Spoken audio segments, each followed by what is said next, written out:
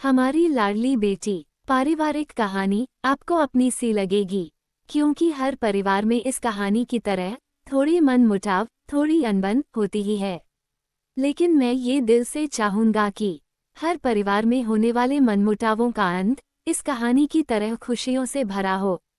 शाम को आते हुए राशन लेते आना और हाँ, मुन्ना के स्कूल में फीस भरनी है, उसके लिए पैसे देते जाओ। बीवी की इस मांग पर जेबें उल्टी करके दिखाने के सिवा बड़े के पास कोई दूसरा उत्तर नहीं था। माथे पर चिंता की शिकनों के साथ सवेरे तो बड़ा भाई अपने काम पर निकल गया, लेकिन उस शाम उसने पूरे परिवार के सामने इस आर्थिक संकट को दूर करने के लिए एक प्रस्ताव रखा, क्यों न हम उस प्लॉट को बेच दे जिसे बाबूजी ने लक्ष्मी को शादी में देने के लिए खरीदा था। बेटी को दी हुई चीज वापस नहीं मांगते पाप लगता है। लक्ष्मी का जन्म होते ही घर खुशियों से भर गया था। तभी तुम्हारे बाप ने ये तय कर लिया था कि ये प्लॉट लक्ष्मी का है, जो उसे उसकी शादी में दे दिया जाएगा। माँ ने अपना विरोध जताते हुए कहा, कौन सी बेटी? वो बेटी जो प्रेम विवाह कर घर की इज्जत को खाक में मिला गई और पिताजी की अंतिम यात्रा में भी न शामिल हुई। बड़े ने टॉन्ट मारते हुए कहा, मेरा मुंह मत खुलवा, यहाँ कौन नहीं जानता कि लक्ष्मी को उस दिन गली के नाके से ही लौटा दिया गया था और उससे अपने पिता से आखिरी बार मिलने का हक भी छीन लिया गया था। माँ ने बेटी का पक्ष लेते हुए कहा। माँ के इस वार से दोनों बेटे चुप हो गए। ना बड़ा बेटा कुछ बोल पाया, ना छोटे बेटे के मुंह से कोई शब्द फूटा।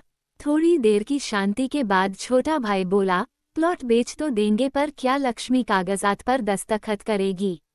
मुझे नहीं लगता वो हमारा भला सोच भी सकती है। आखिर है तो औरत जात, पुरुषों की परिस्थिति कैसे समझ पाएगी?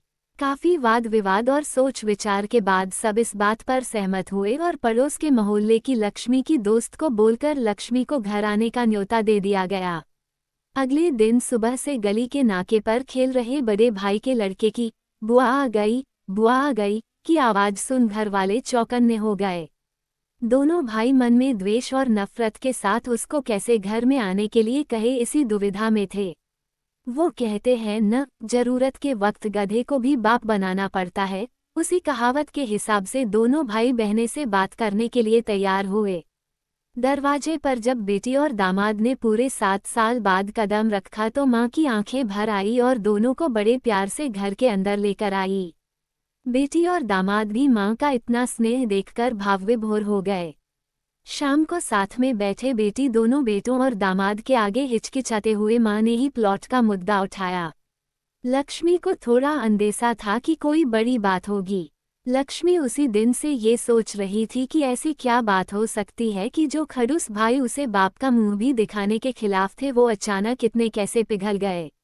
लेकिन अब उसको सारी बात समझ में आ गई। लक्ष्मी ने तिरछी नज़र से पति की तरफ देखा तो वो बोल पड़ा, देखिए माँ जी, शादी से पहले जो कुछ आपका था वो आप ही का रहेगा। ना उस पर मेरा या लक्ष्मी का कोई हक था, ना है, नहीं भविष्य में हम मांगेंगे। इसलिए आप निश्चित होकर उस प्लॉट के साथ जो करना है कीजिए। आप जहाँ कहेंगे हम वहाँ साइन कर देंगे। सुबह से अपने जीजा से नजरें चुरा रहे दोनों भाइयों ने अब अपने जीजा को अच्छे से देखा। सुबह प्लॉट के कागजात पर बहन के दस्तखत लेकर काम खत्म की किया जाए, ये तय हुआ। सब इस मीटिंग को खत्म कर उठ ही रहे थे कि टीवी पर अनाउंसमेंट हुआ कि आने वाले 21 दिनों तक देश में लॉकडाउन लगाया जा रहा है। लक्ष्मी के पति ने फोन पर बात करने के बाद कहा, अब हम क्या करेंगे लक्ष्मी? कल की बस भी रद्द हो गई है और 21 दिनों तक कोई बस नहीं है, हम तो फंस गए। इस खबर से दोनों भाई बहुत निराश हो गए, क्योंकि एक तो उनकी आमदनी कम थी और 2 लोगों का और खाने पीने का बोझा बढ़ गया था। लेकिन माँ अंदर ही अंदर खुश थी, क्योंकि इतने बरसों बाद घर वापस लौटी बेटी इसी बहाने कुछ दिन आराम से उसके साथ रह पाएगी। दोनों भाई छूटक सब्जी और फल बेचा करते थे।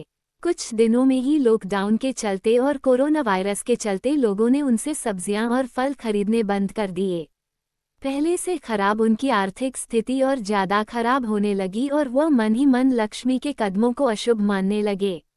बहन और जीजा जी से उनकी यह हालत छुपी नहीं थी। लक्ष्मी के कहने पर उसके पति ने दोनों भाइयों की सब्जी और फल की रेडियो पर लोहे की रॉड और जालियां फिट कर दी। बाजार जाकर दोनों के लिए कैप, हाथों के दस्ताने और थोक के भाव से सब्जी और फल खरीद लाए। दोनों की रेडिया अच्छे से तैयार कर फल और सब्जियां ढककर दोनों भाइयों को टोपी और दस्ताने देकर जीजा जी ने उनसे कहा, एक बार इस तरह से धंधा करके देखो, शायद आपका मुनाफा बढ़ जाए। थोड़ी आनाकानी करने के बाद दोनों भाइयों ने जीजा जी के समझाए अनुसार धंधा शुरू किया। 2-3 दिनों बाद ही कोरोना से घबराए लोग अब ढकी हुई फल और सब्जियां और दस्ताने और सेफ्टी का ध्यान रखते बेचने वालों से ही फल और सब्जियां खरीदने लगे। इस तरह समझदार दामाद की वजह से धीरे धीरे दोनों भाइयों का धंधा अच्छा चलने लगा और उनके घर का गल्ला जो पहले खाली हो रहा था अब धीरे धीरे भरने लगा। माँ जैसे अपने मरे हुए पति से मन ही मन संवाद साधने लगी, देखो जी आपकी लक्ष्मी सच में लक्ष्मी है। उसके पांव घर में पड़ते ही घर खुशियों से भर रहा है। दोनों भाइयों के आंखों में पहले जो गुस्सा था उसकी जगह अब शर्म ने ले ली थी। वह मन ही मन सोचते थे, क्या गलत किया था बहन ने जो हमने उसके साथ इतना बुरा सुलूक किया। शादी ही तो की थी और शादी करने से पहले हमें बताया भी तो था। हम ही थे जो उसे स्वीकार नहीं कर पाए। दोनों भाइयों के मन में द्वेष और नफरत धीरे धीरे क्वारंटाइन हो गए। 21 दिन बाद जब दीदी और जीजाजी प्लॉट के कागज पर साइन करने जाने लगे तब दोनों भाइयों ने उन्हें रोक लिया और उनकी माफ़ी मांगते हुए वो पेपर्स उन्हें देते हुए बोले, शादी के वक्त हमने आपको कोई तोहफा तो दूर की बात है, आपका हक भी नहीं दिया, लेकिन अब इस प्लॉट को स्वीकार कर हमें प्रायश्चित करने का एक मौका दीजिए। सभी के आंखों में खुशी के आंसू आ गए और माँ ऊपर देखकर बोली, देखा आपकी लाडकी ने आज फिर हमारा घर खुशियों से भर दिया।